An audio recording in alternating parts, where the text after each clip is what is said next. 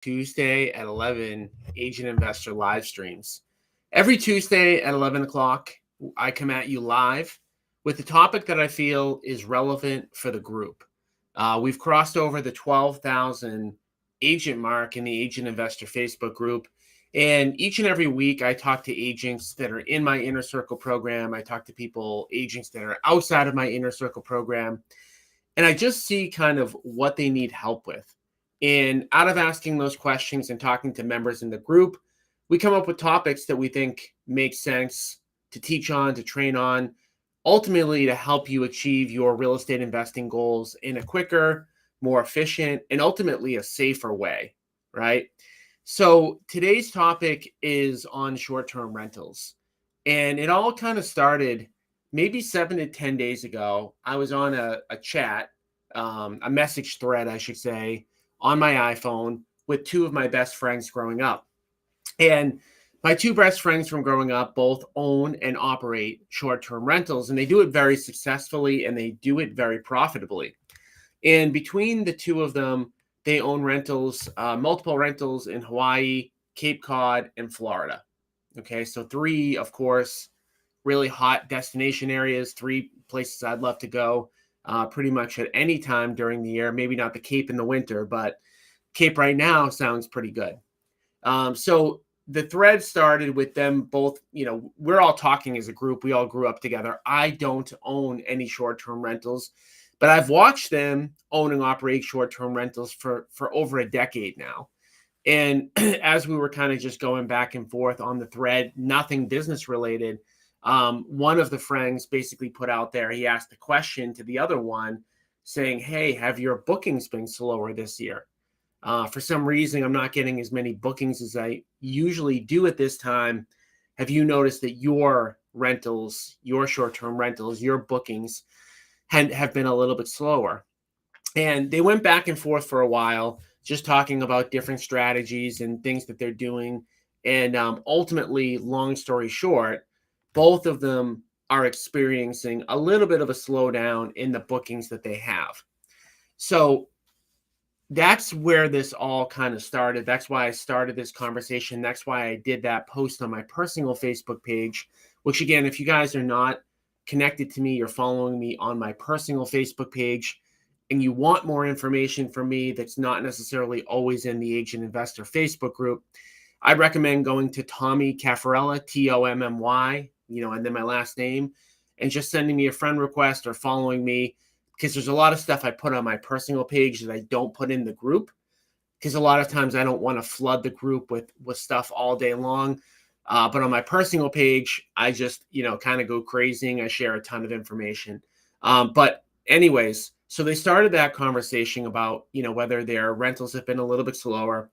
Then I did a post about essentially why I'm not loving short-term rentals as an investment strategy right now.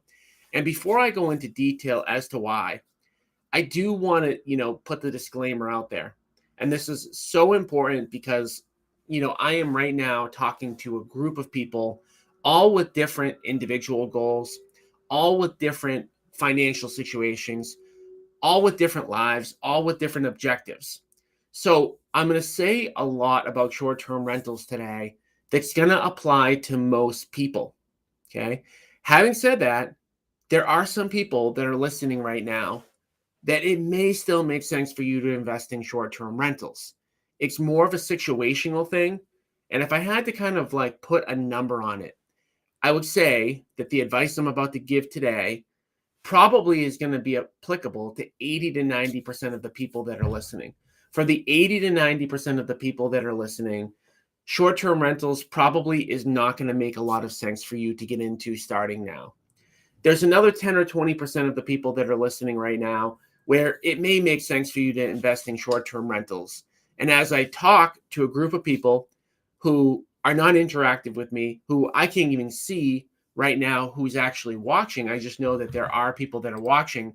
I want to be really clear just to say that everyone's a little bit different. Everyone has a different starting point, ending point.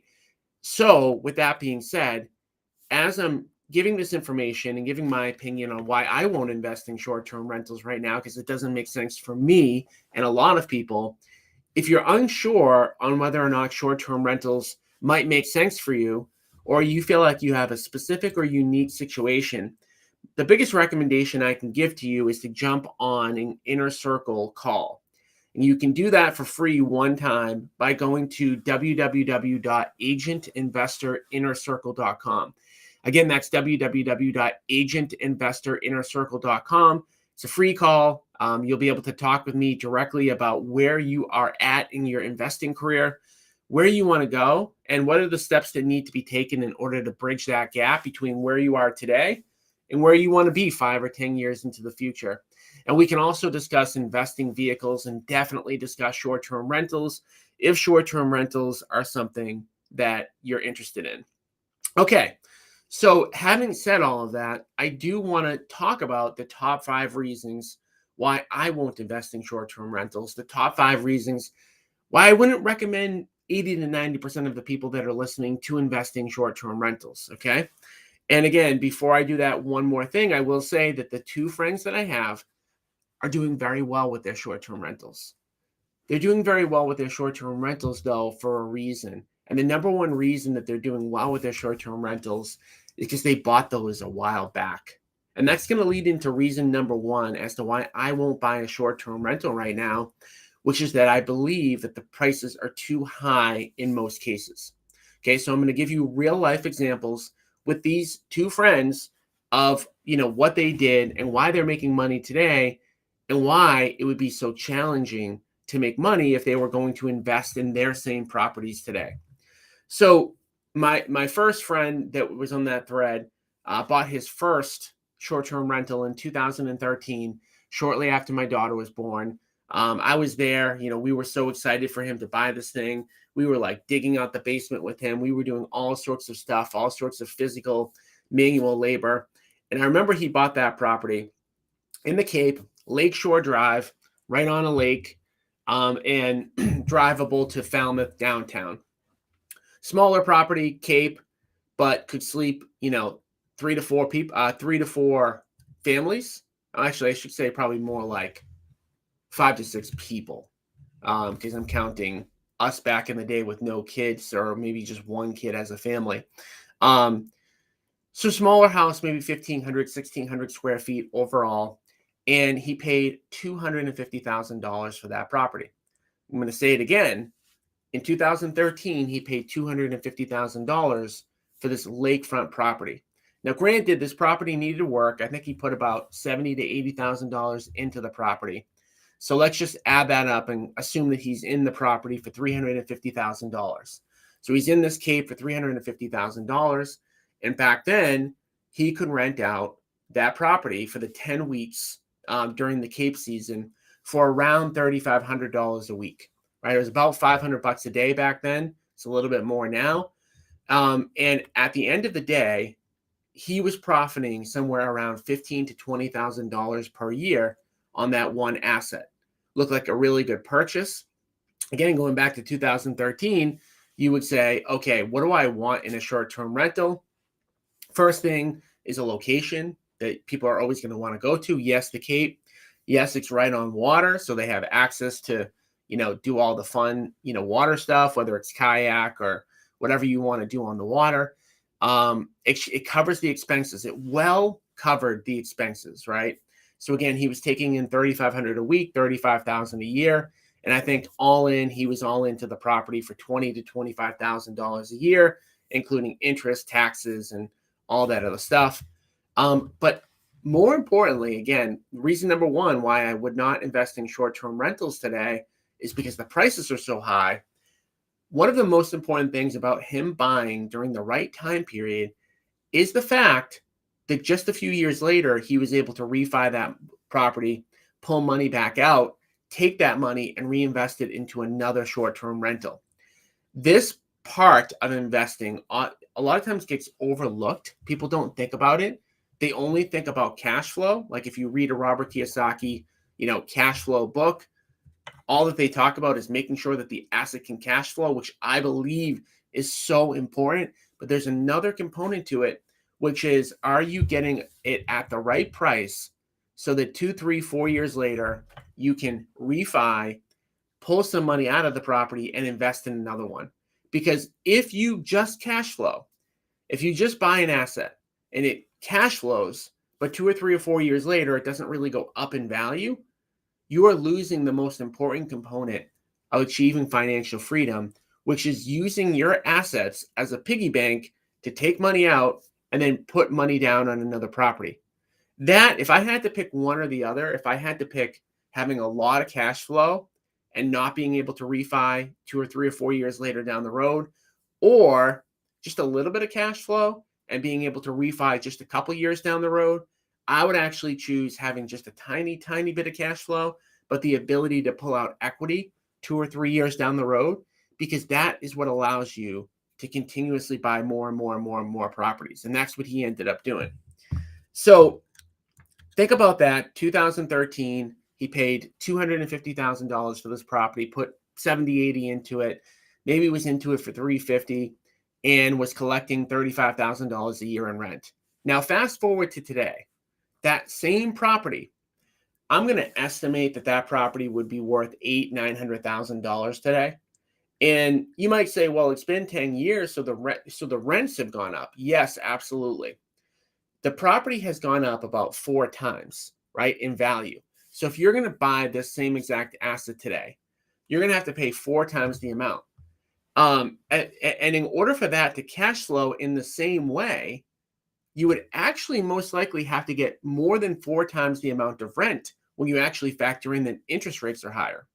So I'm kind of making 2 points at the same time, and I don't want to get it confused, but if you have to pay, call it $1 million for the same asset today, you would need at least 4 times the amount of rent.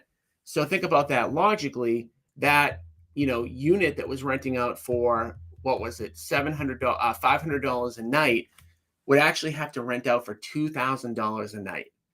$2,000 a night, or $14,000 a week, right? In order to have the same similar financials.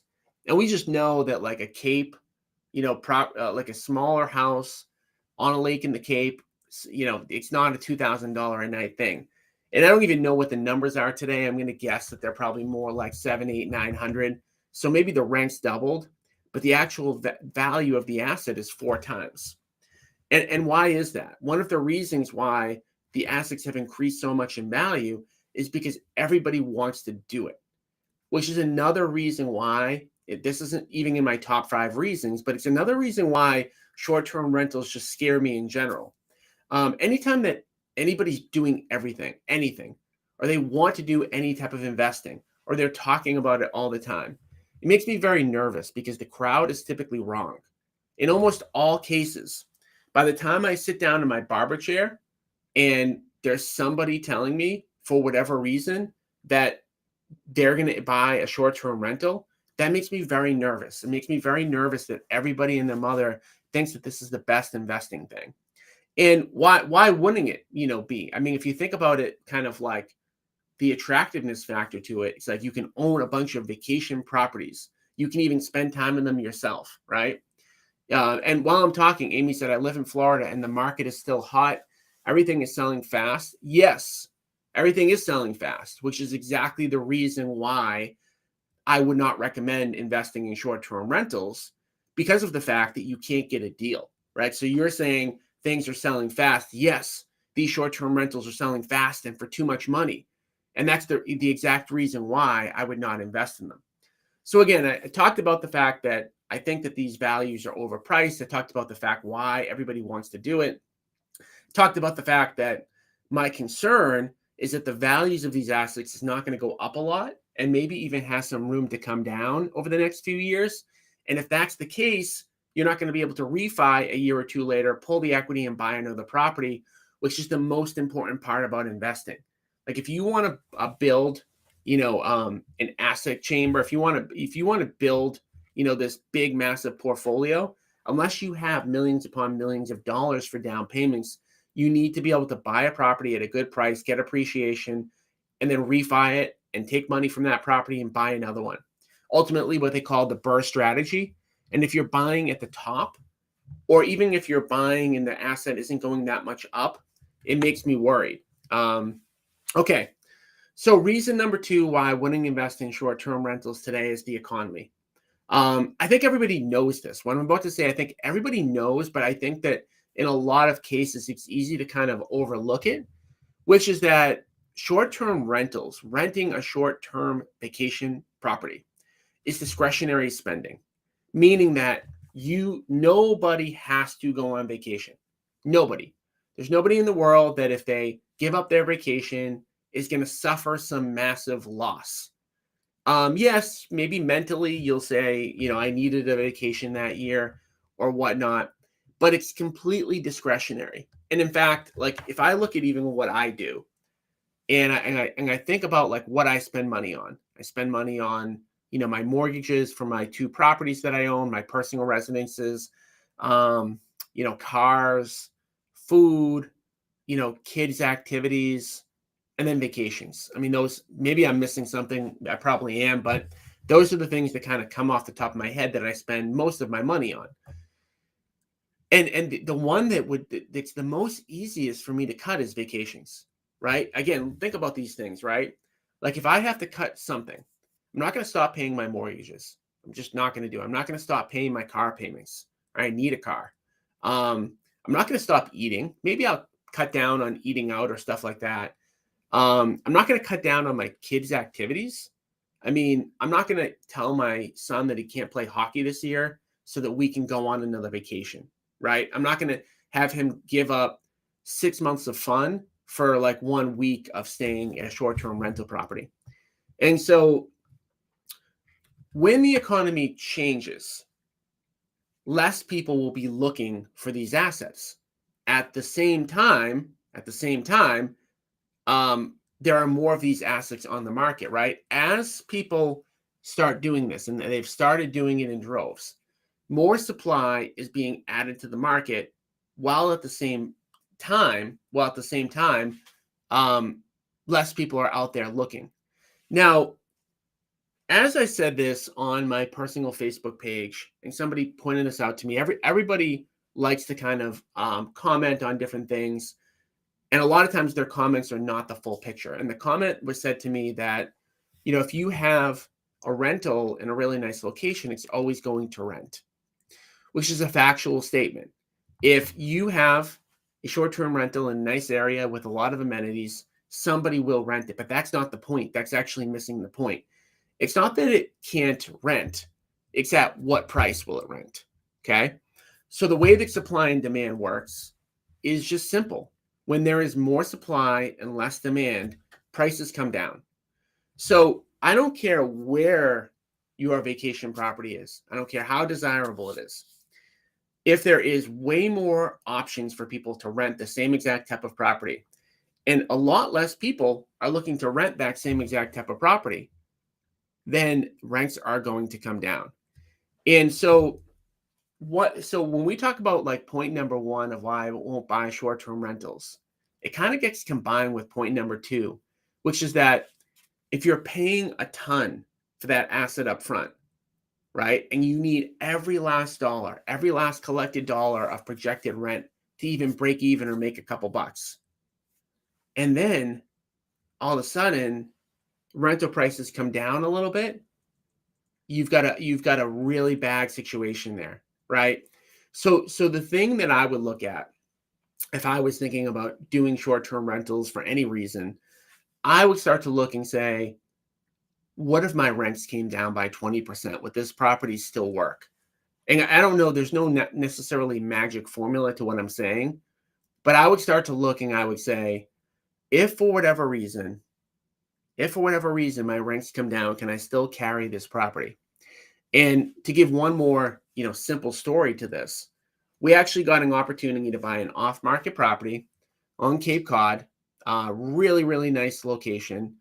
It was actually a property that we got under contract to flip. And after we got the property under contract to flip, we started running the numbers. And just like everybody else, like as I'm talking about why I won't invest in short-term rentals, I still have a desire to invest in short-term rentals because I think it would be a really cool business. Seems really fun. I mean, who doesn't want to, own these assets? But we started, running the numbers on these. And what we found in this deal that we got off market at a discount is that we would need literally every last dollar to even break even. And that was when we looked at it and we said, are we actually thinking about buying this because it's a smart investment decision? Or do we just want to own a property on the Cape and have it once in a while for ourselves? And that's what it ended up really being. And we said, okay, if we're going to do something like that, it's not an investment. For it to be an investment, it's going to go up in value, right? It has to really cash flow. All right. So, reason number 3 why I will not invest in short-term rentals is regulation. Okay. So regulation is really, really tricky. And actually, there's another one that's tied to that, but we all know that there's regulation risk with these short-term rentals. And one cool thing that somebody pointed out when I actually did this post the other day was that they said that they buy these short-term rentals with the intention to rent them out short-term, but with the ability to still cash flow, even if they had to be long-term rentals. Meaning that if you're renting the short-term rental for $2,000 a week, if for whatever reason regulation got shut down, regulation shut down the ability for you to do this as a short-term rental, you would still actually be able to rent it out long-term and cash flow. And I thought that was brilliant. And this is why, as I'm sitting kind of, standing in front of you all, talking into a mic, there are specific situational things that, depending on what market you're in, depending on what your strategy is, it still may make sense to invest in short-term rentals. I won't do it for all the reasons that I'm talking about today. But if you're curious, if you have a specific reason why you think short-term rentals would work for you, I'd love to have the conversation with you one-on-one to talk a little bit about, where you're at today, where you want to go, and whether or not this could be a good strategy for you, or maybe it's just not. In order to book a free strategy session, again, just go to www.agentinvestorinnercircle.com. All right, so back to regulation. So me and my wife went to Charleston, South Carolina, last April, and we're getting toured around. We're on a horse, actually. The guy who's driving the horse, or whatever you want to call that. We're on the back of like a buggy. He's talking to us, and he points out a property in Charleston, and he said that used to be the most popular short-term rental in all of Charleston. And we looked at it and looked like a great location, and could see kind of why people would want to stay there. And, we said, well, why isn't it anymore? And he said, well, they don't allow short-term rentals in Charleston anymore. Like, just don't allow it. And this is the part that I think scares me the most about short-term rentals. I already mentioned, a couple of reasons why I won't invest in short-term rentals. But for me, the biggest reason is regulation. It makes me very nervous that my investing strategy could be taken away by, somebody signing a piece of paper, right? And here's what scares me the most about the regulation is the fact that these hotel chains and other resort type companies, they have millions and millions and millions and billions of dollars to spend to try to lobby, people, to do this, right? They're out there lobbying, they're out there trying to make it harder for people to do short-term rentals. And there can be a lot of reasons why maybe, they can make an argument that short-term rentals aren't good, right? So my opinion is that this is just going to continue. Where it goes, I don't know. I don't really love predicting the future. I can say this. It's continuously getting worse over the course of time. More and more areas are putting restrictions or banning it outright. And I don't know necessarily that anywhere is 100% safe over the long haul. Now, I don't want to say what I think is going to happen because I don't know. I don't know if, just certain counties might ban it or set up rules. I don't necessarily know what's going to happen. But I do know that if you're, and this is why all of these 5 reasons, they're combined to be problematic, right?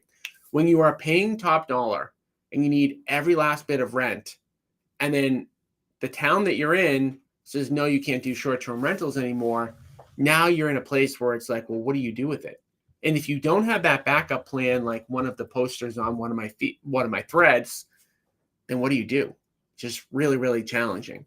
So regulation is just, it's kind of an unknown. You don't know what's going to happen, but you also know that it's probably not going to improve.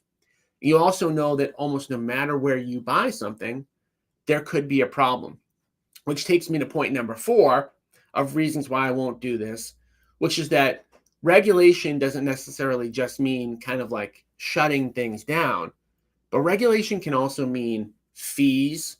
It can also mean that they're changing the way that you can do things, or maybe you can do short-term rentals, but you need to do at least, I think in Hawaii, my friend told me it's at least a 1-month stay, right? So that's technically a regulation that has changed his ability to make money, but it's not that they shut down, the ability to actually do it.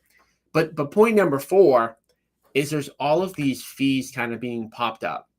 So, just like a hotel pays taxes and fees and all that stuff, these municipalities and these, government, based operations are looking to get paid as well.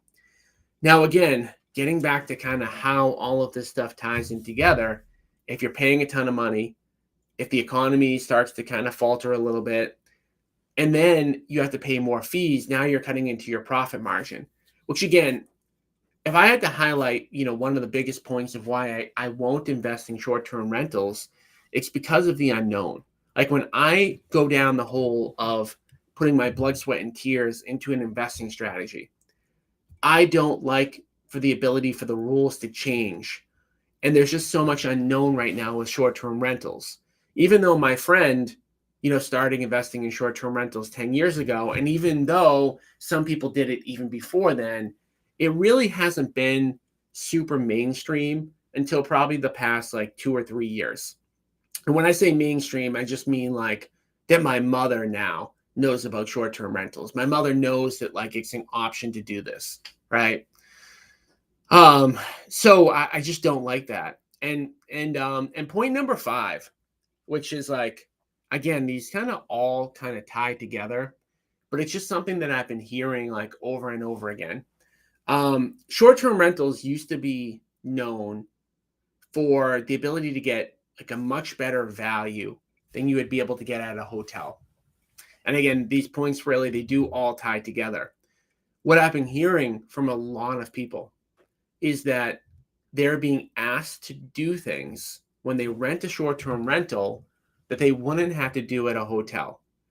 Simple things that make your stay a little bit less compelling, like making sure the house is cleaned up when you leave, or this type of fee or that type of fee. Or, they used to be able to go to this one spot and there would be a bunch of like towels for them, but now those towels are not available. And I'm giving like just a simple, stupid kind of example. But what I've been hearing, and for those of you, who are doing this, and ultimately, again, these points are all tied together, is that it's becoming a lot more inconvenient and less fun to rent a short-term rental because of the fact that you need to do all these things. And the cleaning example is a really simple one to understand. When my friend bought the short-term rental on the Cape in Falmouth in 2013, it wasn't even a thought that the people who stayed should be cleaning, because he had plenty of margin to hire a cleaner. And really a cleaner, in my opinion, they should be going in, whether you do the cleaning or somebody else does the cleaning. But to me, if I'm going to stay at a short-term rental, like I'm going there to vacation to have fun. I'm not going there to do work. I'm definitely not going there to clean up a property. But why has that been something that's changed? Again, how this stuff is all tied together is that when people are paying more for these assets, the margins are getting tighter. Municipalities are adding taxes and fees and all this other stuff, combined with the fact that maybe now there's less bookings. the only way that a lot of these people who own the short-term rentals can survive is by saying, hey, you need to clean the property so that I can avoid paying $300 to have the property cleaned. So all of these things, like I said, they all kind of tie together. I give you 5 reasons.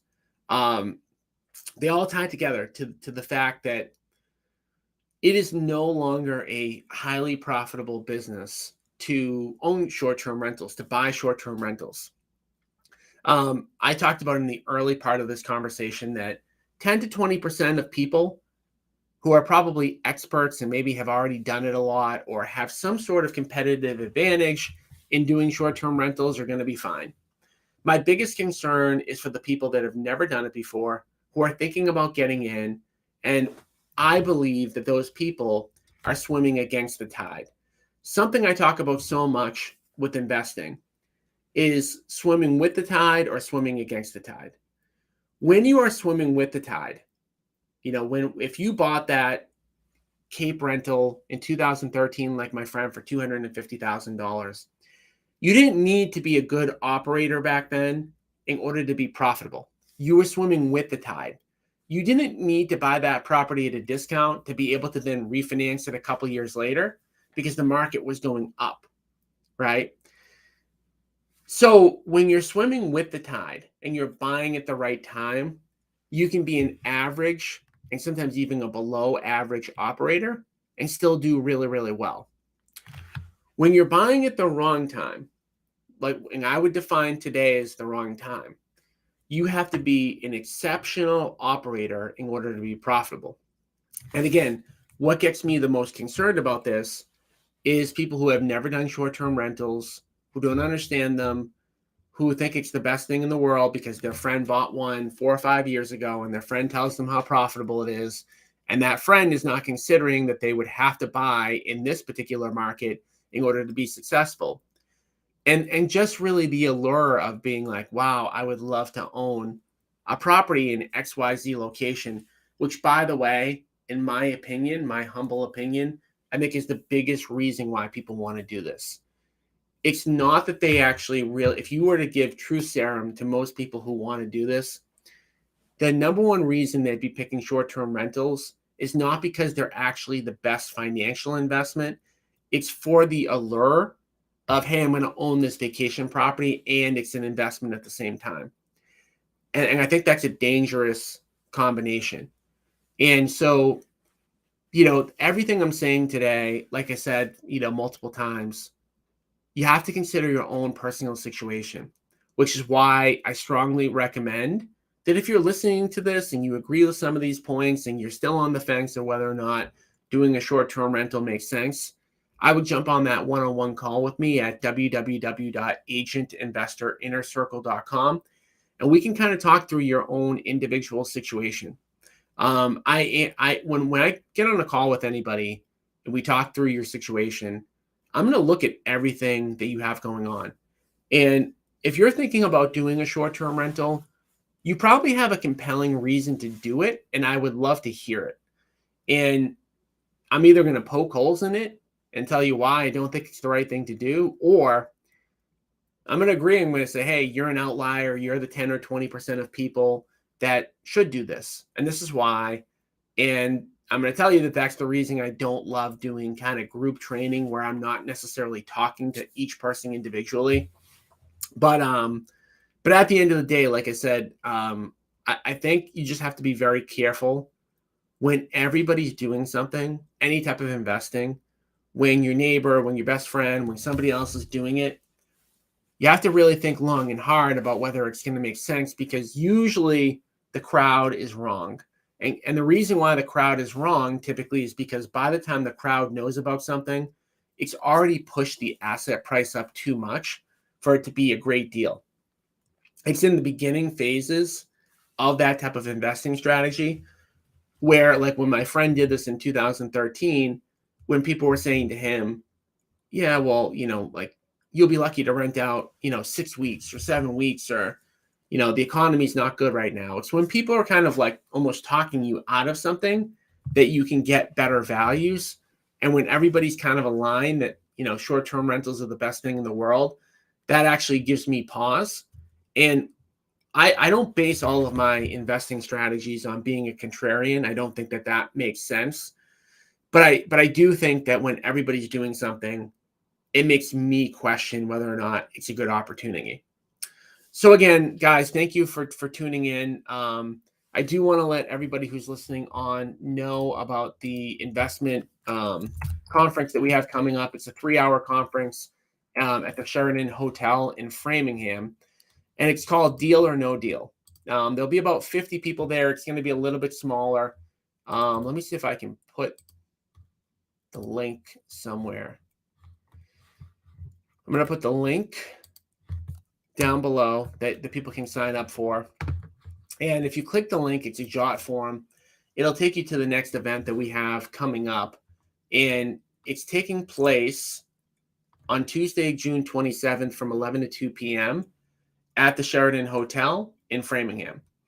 And it's called Deal or No Deal because we're going to go through analyzing different types of properties and ultimately whether or not, how we analyze these properties to make sure that they're good deals. It kind of piggybacks a little bit about what we're talking about today. So we're going to be showing how we analyze fix and flip opportunities, how we analyze small multifamily cash flowing, 1 to 4 unit properties. And then we're going to show you all how we analyze apartment buildings. Analyzing deals is one of the most important parts of this business. It is the part of the business that can make or break you literally. I mean, if you buy a property to fix and flip and it's not profitable, you're losing money literally. Vice versa, if you fix and flip and you buy it at a great price, you analyze it the right way, even if the renovation doesn't exactly go how you planned it, you're probably still going to be profitable. Same thing goes with smaller multifamily apartments, same multifamily rentals, and same thing goes with apartments. So we hope to see everybody. The event is completely free. We're going to be serving lunch 11 to 2 p.m. at the Sheraton Hotel in Framingham. We're trying now to kind of circle around the New England area to give everybody, an opportunity to attend, while at the same time picking locations that are somewhat convenient for anybody. Framingham, I know, for me, it's going to be like a 45 minute drive. Not too bad, but anybody that's Worcester County up and down, definitely a great opportunity if you haven't seen one of our events in person to come check it out. So thank you everybody for jumping on today. Again, feel free to book a call at www.agentinvestorinnercircle.com, and we'll see you guys again next Tuesday.